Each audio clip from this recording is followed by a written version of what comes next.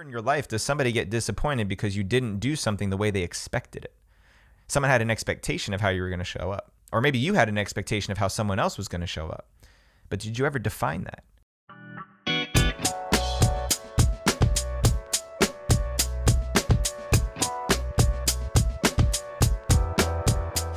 I had a huge breakdown this week that ultimately led to a massive breakthrough for me.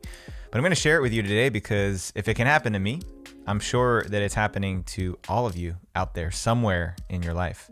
Now, the first thing I want to talk about is what's been most precious to me my whole life, especially in my adult life, through my 20s and my early 30s. And that's relationships. You know, I learned at a young age that the value of my life rests in the relationships and connections that I have. And those relationships are like bank accounts. And those bank accounts are filled with currency called trust. Trust is the currency we invest into our relationships that make them stronger, that turn them into a bedrock, a foundation that we can lean on when we really need it. And so the way that I've shown up over and over again for the relationships in my life has built up a greater reserve of trust currency in each of these bank accounts. And that's meant a lot to me. In fact, it's more important to me than how much actual money is in my bank account. It's more important to me than an investment property. It's even more important to me than this business, Rising Man, that I've created. Because the relationships and the people that we surround ourselves with, the people in my life, I know are the people who are going to be there when I really need them to be. Even the foundation of Rising Man is built on some of the strongest relationships in my life. You guys hear me talk about the power team every week. You hear me talk about the men in my life who've made an impact on me. I'm still close with these men. I talk to these men all the time. And so I'm laying down this context because the breakdown that occurred for me was around relationships. The breakdown that occurred was around the relationships that I'm continuing to build and develop as Rising Man grows, as Jeddy Azuma's impact and influence and visibility in the world grows. I started off desiring to be in close, intimate connection with more men, to be in this conversation about manhood and masculinity, to laugh and cry and go to the deep, dark places and go to the mountaintops with you men out there. And it's been an amazing journey for the past nearly 3 years now. And I've been blessed and fortunate and humbled by how many men have come into my atmosphere, how many men message me from different corners of the planet, telling me that they've been listening to the podcast for 6 months, or they just registered for the fire circles. They love what we're talking about. They really believe in Rising Man. I'm humbled by that every time I hear those messages. And what it creates in me is a desire to connect back, to give more of myself back to you guys, to the men out there and the women out there who believe in what we're doing, who ultimately believe in me and what I'm creating in my life. And then the breakdown that happened this past week that I finally admitted to, you know, there's been evidence of this creeping up for a while. And if you guys can relate to this, you know that sometimes you have to hit that cracking point before you finally admit that there's a breakdown. That happened this week when the combination of holidays and new launches and new programs and guys unavailable because of the holidays and being sick, all of this put together led to some communication breakdowns. It revealed that I have approached and reached critical mass in my ability to connect with every man the way that I would want to. Now, even as I say that, I have resistance to it. I can feel it in my body. I don't want to admit that every one of you guys who's listening to this, I'm not going to be able to have a rich and deep connection with you the way I do with other men in my life. There's a real part of me that wants that wants to just connect deeply with all the people that I meet. Now, the problem is that I've spread myself thin. I've had to. I'm human, just like the rest of you.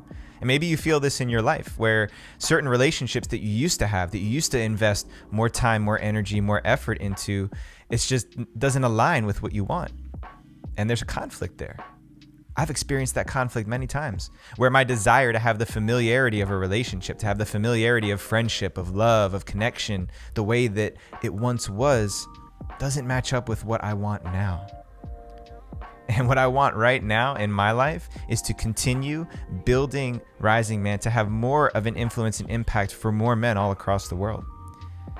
And I finally accepted this week that the only way that's going to happen is by reserving my energy and the amount of trust and the amount of exchanges that I can have with the guys who are closest to me, and then letting that ripple out through these other men.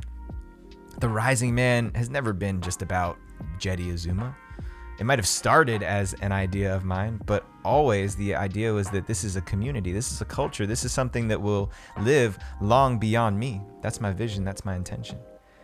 And what I had to accept is that there's not enough of me to go around for everybody. And so I was getting emails and messages and Instagrams, and I realized that I had absolutely no boundaries or standards for how I'm in relationship with the people who are in our community. I didn't have them. All I was doing was operating off of fantasy standards I had that I could get back to everybody within 24 hours. That was how I was operating in my head. It was crazy. And some people, now here's the breakdown that is kind of the teaching moment, the wisdom insight I had, is that some people are holding standards around communication that I'm not aware of. Some people send me messages and they get pissed off if I don't get back to them within a day or 2 days. And I never agreed or said I would get back to any of you guys within a certain amount of time, unless you're in one of our communities, right? And this happens other places in our lives, right? Where in your life does somebody get disappointed because you didn't do something the way they expected it?